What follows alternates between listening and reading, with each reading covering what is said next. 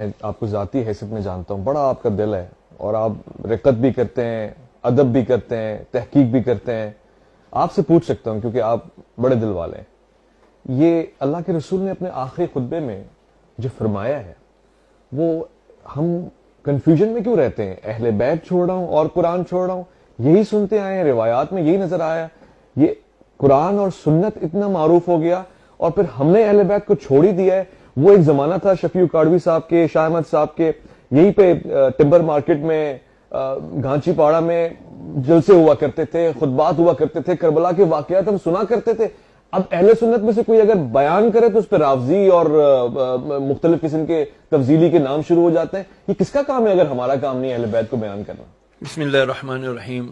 اب میں جو باتیں کرنے لگا ہوں میں چاہوں گا آپ بھی دل بڑا ذہن بڑا کر کے سنیں اور میرے ساتھ عوام بھی اس کو دل اور ذہن بڑا کر کے سنیں. اب آ جائیں آج کے دور میں.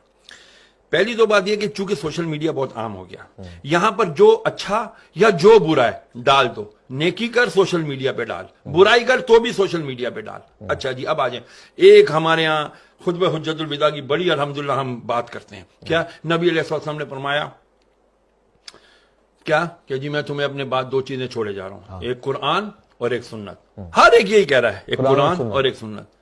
یار آپ اپنے اندر یہ اخلاقی جرت کیوں نہیں پیدا کرتے کہ میں تمہارے درمیان دو چیزیں چھوڑے جا رہا ہوں، ایک قرآن اور ایک اپنی اطرت، اپنے اہل بیت، اپنی آل.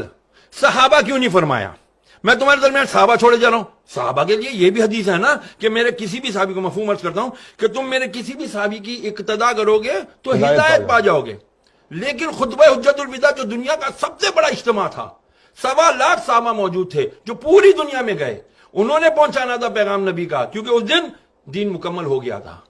جب یہ آیتیں سنی تو حضرت ابو بکر صدیق رو رہے تھے. عمر فاروق جا کے کہتے ہیں او مبارک ابو بکر تم رو رہے ہو، آج تو دین مکمل ہو گیا. فرمایا تم سمجھے نہیں، دین مکمل ہو گیا مطلب اب اللہ کے نبی ہم سے جانے والے ہیں.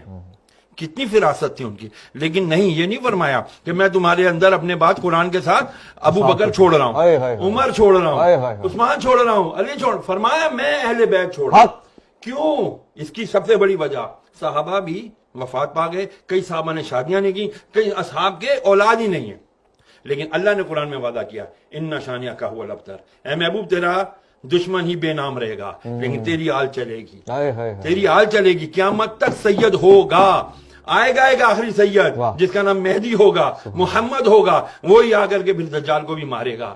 وہی آ کے جب حضرت عیسیٰ علیہ السلام کو بھی کلمہ پڑھا کر کے وہ کہیں گے کہ اب میں لا الہ الا اللہ محمد رسول اللہ کا کلمہ پڑھتا ہوں. اب بات آ جاتی ہے یہاں پر کہ ہم کیوں نہیں سناتے کربلا کا. چھوڑ ہی دیا کربلا کو، شیعوں کا کام ہے یہ تو ہمارا کام نہیں ہے. یہ کس نے کہہ دیا کہ یہ خالی کربلا اہل بیت نبی کی آل صرف شیعوں کا ٹھیکہ ہے؟ سوری ٹو سے اگر میرے الفاظ سخت ہیں تو یار نبی علیہ السلام نے فرمایا قرآن کی نص ثابت ہے. نص اس کو کہتے ہیں جس پہ قرآن سے دلیل آئی ہو. تو قرآن کی آیت مباہلہ نہیں ہے، آیت تطہیر نہیں ہے. میں تم سے کچھ نہیں مانگتا، نبی فرما رہے ہیں اللہ کی، میں کوئی کچھ نہیں سوال کرتا تم سے الا المودۃ القربا، میرے اقربا کی، میرے اہل بیت کی، ان کی مودت رکھو. اور مودت محبت سے بہت عالی مقام ہے. اس کے اندر اگر ہم جائیں گے نا، لیکن جب تک وہ کرائیٹیریا نہیں بنے گا اس وقت تک بچیں گے نہیں. کون سا ٹولہ شروع ہو گیا جی؟ ذرا سا ذکر اہل بیت کیا، ذکر علی کیا، انہوں نے کہا جی تفضیلی ہے تو رافضی ہے. اب اس کا کیا کریں؟ یہ بھی تو مسئلہ ہے. میں نے آپ سے عرض کیا نا ہمیں دوبارہ ریویو کرنا پڑے گا. میں تمام علماء اہل سنت سے ہاتھ جوڑ کر، میں حقیر فقیر آدمی طالب علم ہوں، میری کوئی اوقات نہیں ہے، صرف ہاتھ جوڑ کر جید علماء سے، بڑے علماء کرام سے عرض کروں گا خدا کے لیے ایک تو ہم اپنا ایگو، انا کا خول توڑیں. گردن میں جو سریے ہیں ان کو ہاتھ جوڑ کر عاجزانہ آپ کی جوتیاں پکڑ کر عرض کرتا ہوں خدا کے لیے بیٹھیں. ہماری آج آنے والی نوجوان نسل کو نہیں پتا کہ بھائی مولا علی کون ہے، مولا حسین کون ہے، حضرت امام حسن کون ہے، نہیں پتا. رسول کی اہل بیت کون ہیں ان کو نہیں پتا. اگر ان کو پتا کرنا ہوتا ہے تو وہ اٹھاتے ہیں اور کس کے بیانات سنتے ہیں؟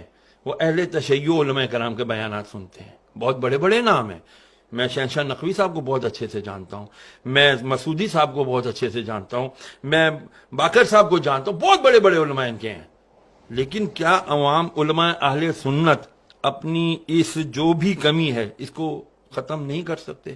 میری التجا ہے خدا کے لیے تفضیلیت کا لیبل ہر ایک کے اوپر نہ لگائیں.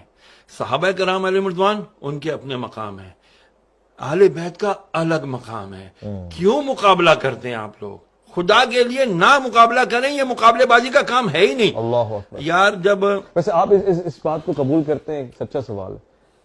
حضور نے ہم میں اہل بیت کو چھوڑا تھا نا، انی تارکو فیکم ثقلین کتاب اللہ و عترتی، اور ہم نے بھی اہل بیت کو چھوڑ ہی دیا. دیکھیں کرائٹیریا دے دیا، ایک اصول دے دیا. قرآن کو پکڑے رہو گے ہدایت پر رہو گے، قرآن کے ساتھ دوسری چیز کیا چھوڑی؟ اہل بیت پکڑو گے تو ہدایت پر رہو گے. خالی اہل بیت پکڑا قرآن چھوڑ دیا گمراہ، قرآن پکڑا اہل بیت چھوڑ دیا گمراہ. دونوں، کیونکہ اہل بیت کون ہے یار؟ کربلا اگر نہ برپا ہوتا، میں بہت بڑی بات عرض کرنے لگا ہوں، اگر کربلا کا واقعہ نہ ہوتا تو خدا کی قسم حق اور باطل کا پتہ ہی نہیں چلنا تھا. اللہ اکبر. پھر تو وہی ہوتا جس کی لاٹھی اس کی بھینس. یزید آ جاتے ہر دور کے اور کہتے جی ہم اتھارٹی ہے، ہمارے پاس طاقت ہے، ہماری بات مانو، ہم جو کریں وہی حدیث ہے، ہم جو کریں وہی شریعت ہے.